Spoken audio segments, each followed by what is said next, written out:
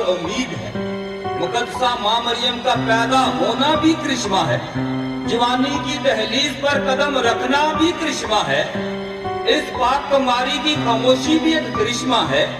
لبوں کا ہلنا بھی ایک کرشمہ ہے، آپ کا حکم بھی کرشمہ ہے، آپ کی موجودگی بھی کرشمہ ہے،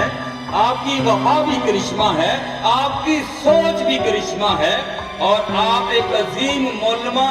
ہے، اور آپ کا مولمہ ہونا بھی ایک کرشمہ ہے، آپ کا مادر امید بننا بھی ایک کرشمہ ہے،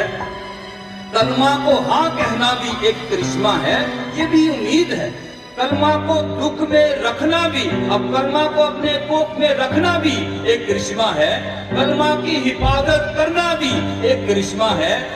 ملاقات الزبات کے ساتھ کرنا بھی ایک کرشمہ ہے، خداوند کی ماں ہونا بھی ایک کرشمہ ہے، شاگردوں کے ساتھ یسوع کے روحانی عمل میں شامل ہونا بھی ایک کرشمہ ہے، معجزات بھی کرشمہ ہے، صلیبی قربانی میں وفاداری بھی کرشمہ ہے،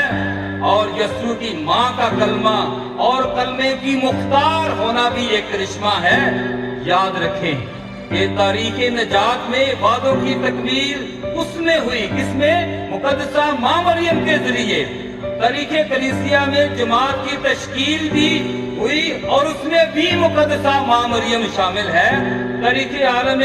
رضا الہی کی تکمیل بھی مقدسہ ماں مریم کے ذریعے ہی ہوئی،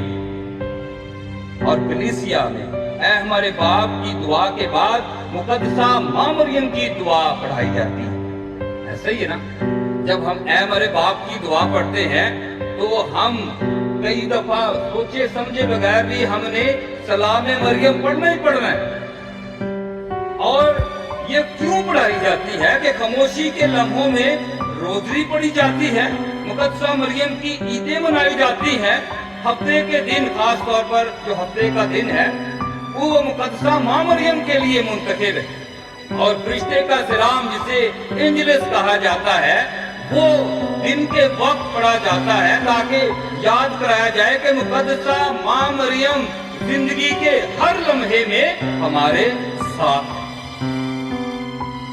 مقدسہ ماں مریم زندگی کے ہر لمحے میں ہمارے ساتھ ہے۔ ادھر تو نہیں آن لگی، آن گئی چپ کر کے دیکھے